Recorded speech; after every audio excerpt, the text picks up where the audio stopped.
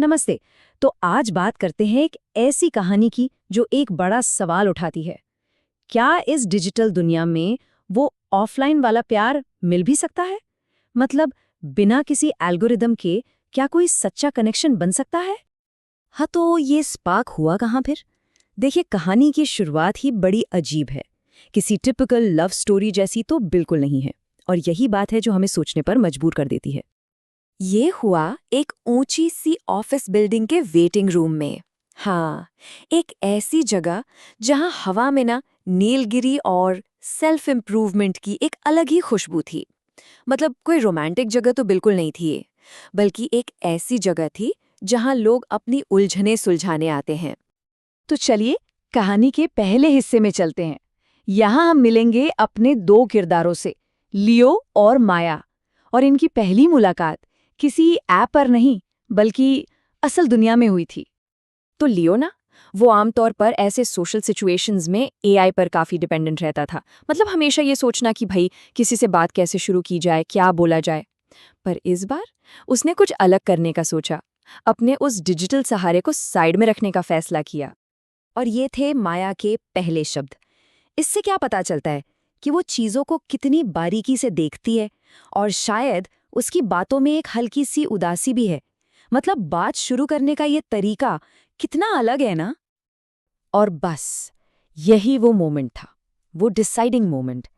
लियो ने अपनी डिजिटल बैसाखी को छोड़ा और एक सिंपल, डायरेक्ट ह्यूमन कनेक्शन को चुना। कोई बनावटी जवाब नहीं, बस सीधा कहा, मैं लियो हूं। तो इसके बाद आती है उनकी पहली डेट। और ये डेट किसी भी नॉर्मल डेट से बहुत अलग थी। इसे आप एक तरह का इमोशनल हिसाब किताब कह सकते हैं। मतलब उन्होंने ना टाइम वेस्ट नहीं किया, पहले ही दिन एक दूसरे के सामने अपनी कमजोरियां रखने का रिस्क उठाया। और ये चीज मॉडर्न डेटिंग के उस ट्रेंड को दिखाती है जहां छोटी मोटी बातों से ज्यादा इमोशनल इंटेलिजेंस को इंपॉर्टेंस दी जाती है। तो सवाल ये है कि एक इमोशनल ऑडिट असल में दिखता कैसा है? लियो ने माना कि उसका एंग्शियस अटैचमेंट स्टाइल है। मतलब उसे एक रिश्ते में बहुत ज्यादा रीअश्योरेंस और कनेक्शन की जरूरत महसूस होती है। दूसरी तरफ माया ने बताया कि वो एक रिकवरिंग पीपल प्लीजर है। मतलब वो दूसरों को खुश करने की अपनी आदत पर काम कर रही है। ये सिर्फ बातें नहीं थी, ये असल ईमानदारी की एक झलक थी।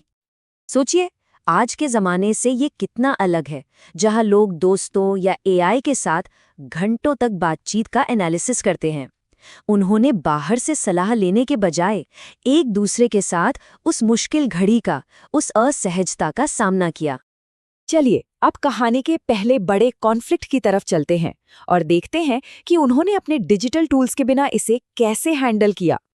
उनका पहला बड़ा मतभेद, और ये सब शुरू हुआ बस एक नंबर से, 6 घंटे। जी हाँ, ये वो टाइम था जो लियो ने माया को वापस टेक्स्ट करने में लगाया।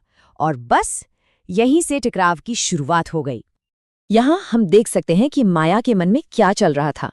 अपनी पुरानी डिजिटल वाली आदत को तोड़ने के लिए उसे एक कॉन्शियस डिसीजन लेना पड़ा।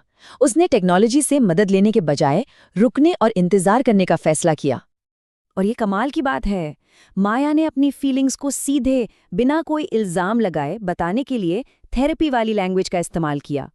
उसने ये नहीं कहा कि तुमने ऐसा क्यों किया, बल्कि ये बताया कि उसे कैसा महसूस हुआ। और ये एक बहुत बड़ा फर्क है।